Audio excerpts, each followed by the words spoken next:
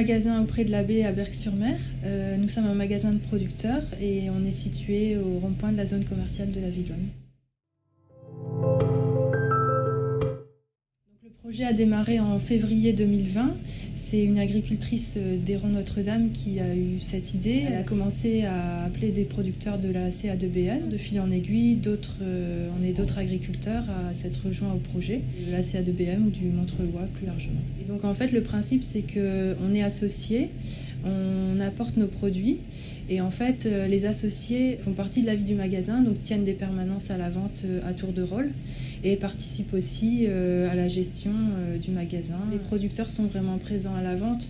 C'est vraiment l'esprit du circuit court où même si on n'est pas sur les fermes, en fait, il y aura toujours au moins un producteur et souvent 2 ou 3 présents dans le magasin qui sait expliquer d'où viennent les produits, comment on les fait. Et pourquoi on a voulu fonctionner comme ça et faire un magasin tous ensemble et plutôt près d'une ville, c'est parce qu'en fait on était assez éloignés dans les campagnes. On se disait que rassembler tous nos produits ensemble dans un seul lieu, c'était plus justifié que d'investir chacun dans notre coin dans un petit magasin à la ferme.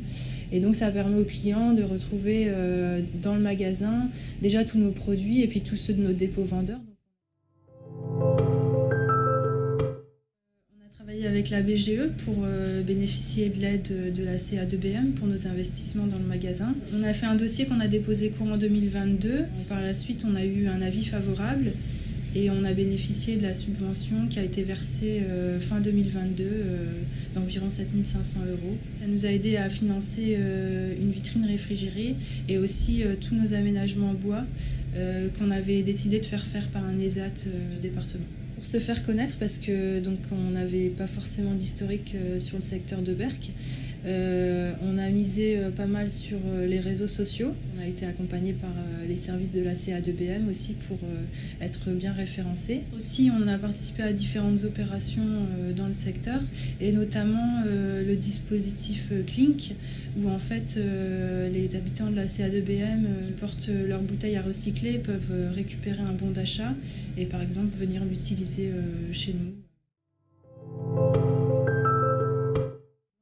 Accompagné par la BGE, travaillé sur le business plan, on a défini tous nos besoins, on est allé voir les banques, on a aussi fait appel à l'association Initiative Montreuilois pour un prêt d'honneur. Et donc au niveau du magasin, on a aussi un atelier de découpe et puis toutes les chambres froides. Donc là-dessus, c'est au niveau de la région qu'on a fait une demande d'aide et donc on est en train de finaliser ça. On aura un financement région et FEADER qui est spécifique à la diversification pour les agriculteurs.